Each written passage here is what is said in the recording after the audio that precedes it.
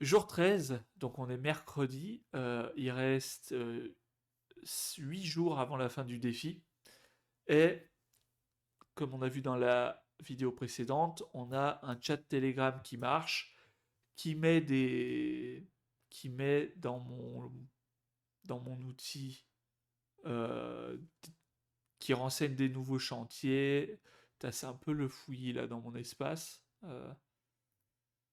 Voilà, il peut mettre des tâches, il peut dire que les tâches sont faites, etc. Donc ça marche. Mais par contre, il est un peu bête. Donc je vais vous montrer un peu la conversation que j'ai eue avec Claude pour débugger ça. Donc je lui ai dit, on a bien avancé sur la tâche 10, euh, mais j'ai des échanges un peu bizarres. Donc là, je lui ai fait un copier-coller des échanges du bot et de moi-même. Et voilà, il en a déduit que euh, le timeout tue la création de tâches. Donc voilà, il y avait un mauvais timeout, il n'avait pas le temps de faire la tâche que ça coupait. Perte de contexte après le crash. Voilà, quand l'agent revient, il dit oui, je suis là, mais il a tout oublié. L'agent ment sur l'exécution. J'ai bien traité la demande alors qu'en fait, il n'avait rien fait. Euh, Boucle de questions inutiles. Bah, ça, c'est un peu la conséquence de la perte du contexte. En fait, je lui ai répété les informations. Les fixes pour avancer. Voilà, tu peux me partager le fichier machin. Donc là, je vais partager un fichier qui contrôle le bot, je pense. Et donc voilà, là il revient avec, il me dit les problèmes c'est ci, c'est ça, etc. Et je lui dis si on prend un peu de recul, est-ce que la technique à utiliser est la bonne parce que pour ce que l'on veut faire, j'ai l'impression qu'on est loin du comportement attendu. Parce que c'est vrai que quand on a l'habitude de parler à Claude Code ou à un chat GPT qui est vraiment devenu très intelligent, qui hallucine très peu maintenant, et voilà, qui tourne bien, qui suit bien le fil des conversations, ça m'a fait un peu bizarre. Donc lui, il me dit non, c'est bon, les vraies causes, c'est l'historique amnésique, le time-out, le fallback. Est-ce qu'on est loin du comportement attendu? Oui. Mais c'est pas parce que l'approche est mauvaise. Donc il me dit que c'est tout bon. Alors moi je dis ok, fais-moi un prompt pour que je puisse donner à Claude Code. Donc là il m'a fait ce prompt là. Fixe critique, agent IA, trois problèmes majeurs. L'agent perd le contexte, l'agent ment, etc. Et donc j'ai refait des tests, je lui ai dit on a bien en place, mais c'est pas encore ça, et je lui ai fait un copier de la conversation. Il y avait encore des hallucinations, il y avait encore l'agent qui perdait le fil, l'agent il était encore incohérent, il me disait que j'avais deux clients alors qu'il en avait cinq, et il a fallu 10 messages pour créer une tâche. Donc je lui dis, je réitère mes craintes. Est-ce que tu es sûr qu'on va y arriver comme ça? Je lui dis creuse le modèle du MCP. Ouais, alors à ce moment-là, j'avais une idée. Bah là, c'était ce matin, à 7 heures. Je lui dis creuse le modèle du MCP parce que je me demandais, est-ce qu'à la place de Telegram, on peut pas faire un MCP? Alors un MCP, c'est un outil qu'on pourrait connecter à ChatGPT ou à Claude. Et de cette manière, en fait, la personne, elle utilise son Claude et elle a accès. C'est-à-dire que euh, en utilisant son Claude ou son chat GPT, en fait, le chat GPT pourrait aller fouiller dans notre base de données, dans sa base de données, créer des choses, etc. Donc il m'a répondu, le scénario MCP, déjà il faut Claude Desktop, c'est pas compatible mobile. Et ça c'est vrai que j'avais oublié. Moi j'en ai configuré des MCP sur mon Claude Desktop avant que je sois sous Linux. Et c'est vrai qu'il fallait quand même configurer sa propre base de données pour qu'il y ait accès. Et donc là, il me dit non, ma recommandation c'est Telegram. Il faut rester sur ce qu'on a, c'est bien. Et moi, je lui dis explore mon idée, s'il te plaît, Claude, machin, pour qu'il comprenne mieux. Donc là, il me redit alors, on peut faire un custom GPT, le connecter, mais c'est compliqué. Pareil, Claude Remote Server, c'est compliqué. Et il me redit mon analyse honnête. Bon, en gros, c'est mieux Telegram.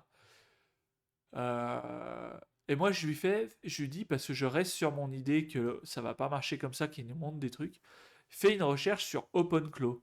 Donc OpenClaw, c'est ce chat IA dont tout le monde parle. Si vous êtes dev, vous savez ce que c'est.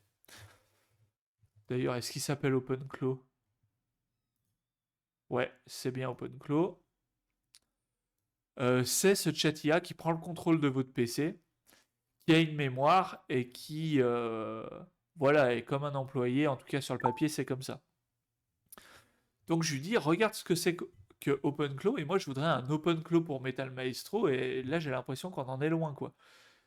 Et donc là il commence un peu mieux à comprendre ce que je veux. Il me dit que ce qui rend OpenClaw si puissant, euh, c'est pas le modèle d'IA, en fait on utilise le même modèle, mais, et là c'est là que je vais comprendre, c'est la qualité du prompt, les skills, la mémoire persistante. Donc est-ce qu'on devrait utiliser OpenClaw? Ça non, mais c'est pas ce que je voulais. Mais par contre, on va s'en inspirer, c'est-à-dire que un système prompt niveau employé, pas de chatbot, qui va exécuter des choses. Parce qu'en fait, là, de base, on a un chatbot qui peut faire quelques trucs. Donc là, on va inverser le paradigme. On va dire non, tu es un employé et des fois, tu réponds aux questions. Tu es un employé qui exécute des tâches et des fois, tu réponds aux questions. Donc tu seras orienté exécution par réponse et un historique de tout et une attitude execute first. Bon, bah ça, c'est ce qu'on a dit.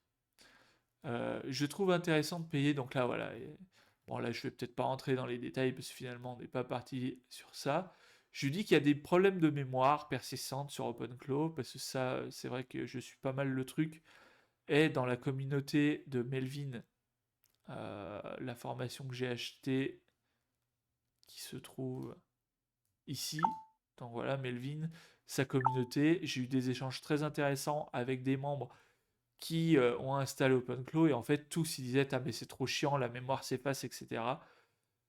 Donc je lui ai demandé de regarder un peu comment les gens font pour régler ce problème de mémoire et comment on peut appliquer ça à Metal Maestro. Il m'a sorti un plan d'action. J'avoue que j'ai pas tout lu bien comme il faut. Oui, ça me va. Fais-moi un prompt pour corriger ça. Et donc là, j'ai le prompt. Et donc, on va essayer de rendre ce télégramme très intelligent. Euh, et donc, on en est là ce matin.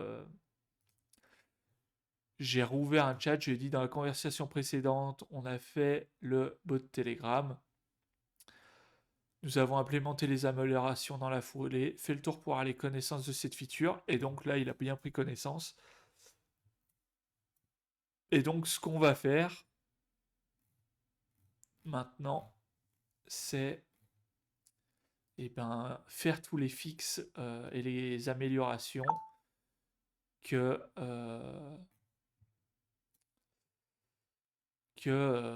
Claude ici nous a sorti. Donc on va faire tout ça. Je lui ai envoyé tout ça dans la tête. Bon, bah, je peux le faire devant vous, hein, pas de souci. Je copie. Je reviens dans mon VS Code. Et je lance la commande Apex. Donc qui est. Alors là, je sais pas si c'est fixe ou Apex qu'il faudrait faire. Vraiment. Je pense que c'est un peu une nouvelle feature. Donc je lance Apex. Voilà, je lui colle. Et puis débrouille-toi avec ça. Donc voilà, là il va réfléchir. Je vais pouvoir suivre la formation de Melvin en parallèle. J'ai aussi fait le déploiement sur le. Il y a aussi une version en ligne, mais parce que bah, pendant qu'il réfléchissait, j'ai déployé. Bon, je sais pas pourquoi la première connexion c'est un peu long, mais là voilà, on est sur metalmaestro.fr. Bon, je suis connecté. Bon, là évidemment dans cette base de données, j'ai rien fait, j'ai même pas fait un chat IA. Mais voilà, donc les choses avancent bien. J'espère que aujourd'hui j'aurai un bot Telegram qui fonctionne bien et tout le reste finalisé. Au moins le premier jet, et après on pourra faire, je pense, demain les tests, les améliorations, etc. Parce que finalement, quand on regarde les tâches à faire, il y a l'onboarding de démo, le Stripe trial, les emails templates à faire et voir si tout fonctionne bien. Donc finalement, on n'est pas loin de finir. Alors évidemment, il y a des trucs qui sont complètement éclatés. Là, on n'a pas de gestion des tâches. Là, je vois mal mon client si je lui montre ça, qui a plein de chantiers. Pour lui, c'est pas jouable d'avoir une vue comme ça. En mode carte, pareil, quand on a beaucoup de clients, en fait, il faudrait pouvoir switcher ici entre une vue carte, comme c'est le cas, et une vue tableau, tout simplement, avec les différentes lignes qui est plus clair quand on a beaucoup de clients, beaucoup de données. Et ça me semble aussi extrêmement important d'avoir les tâches et un calendrier. Alors je sais pas pourquoi, c'est sûrement moi dans le PRD qui est pas dit que c'était important, mais ça va être une priorité avant de le lancer, qu'on puisse gérer nos tâches correctement. Et là, à mon avis, c'est un gros boulot parce que le calendrier va falloir qu'on puisse glisser les tâches à l'intérieur, etc. Mais franchement, ça avance bien, c'est vraiment super Claude Code. C'est vraiment magique. Alors là, pour l'instant, je ne fais pas trop refaire des choses, donc j'ai un peu peur que là, maintenant que je fais refaire des choses, on rentre un peu dans les choses compliquées, mais bon, on avance et on verra.